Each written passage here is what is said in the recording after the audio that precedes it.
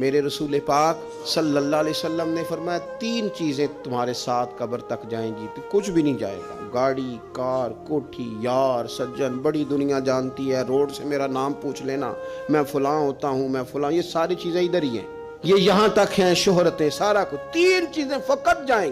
یا رسول اللہ صلی اللہ علیہ وسلم وہ کون کون سی؟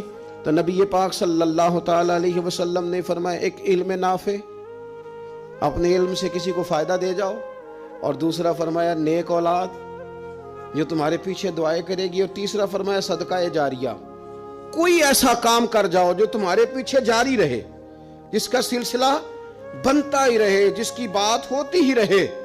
یہ صدقہ جاریہ ہے، یہ تمہارے لیے ہمیشہ جاری رہے گا. وہ شخص جس نے کنواں کھدوایا، وہ جس نے قبرستان کو جگہ چھوڑ دی، وہ جس نے رستہ کشادہ کر دیا، وہ جس نے اپنی زمین مسجد کو وقف کر دی، وہ جس نے مدارس کے لیے جگہ دے دی، وہ جس نے مسجد کی تعمیر کرا دی، وہ آدمی جس نے غریبوں کے لیے آسانیاں پیدا کر دیں، وہ شخص جس نے قرآن پاک کسی کو پڑھا دیا، پھر جس کو اس نے پڑھایا اس نے آگے پڑھایا، پھر اس نے آگے پڑھایا، وہ جس نے کسی آدمی کی جائز سفارش کر کے اس کو کسی مشکل سے نکال دیا اور اس کی ساری اولاد اس کے لیے دعائیں کرنے والی بن گئی.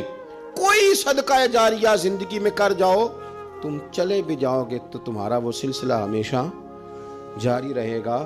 میرے عزیز ضائع نہیں کریں وقت کو. میرے نبی پاک علیہ السلام نے فرمایا 2 چیزیں ایسی ہیں جن میں بہت سارے لوگ دھوکے کا شکار ہیں. انہیں غلطی لگ گئی 2 چیزوں کے بارے میں. 2 چیزیں، صحیح بخاری ہے، لوگ غلط فہمی کا شکار ہیں. 2 نعمتیں ایسی. یا رسول اللہ کون سی؟ فرمایا ایک تندرستی، ایک فرصت. لوگوں کو پتہ ہی نہیں ہمارے پاس کتنی بڑی نعمتیں. مجھے آج وقت ملا ہوا ہے، میرے پاس ٹائم ہے، میں درود پاک پڑھ سکتا ہوں، تلاوت کر سکتا ہوں، اللہ کو یاد کر سکتا ہوں، صدقات کر سکتا ہوں، کسی کی مدد کر سکتا ہوں. فرصت ہے. اور ایک صحت. اور سجنوں وہ لوگ بھی ہیں جو اب کرسیوں پہ نماز پڑھتے ہیں، وہ بھی ہیں کوئی سہارا دے تو وضو کرتے ہیں، وہ بیچارے بھی ہیں کہ جن کا دل کرتا ہے کہ مسجد جا کے نماز پڑھوں، لیکن اب آنے کی طاقت موجود نہیں رہی. اس سے پہلے ورنہ اوڑکتے دن آیا ہے محمد، انہیں ہور کڑی نو ڈوب جانا ہے.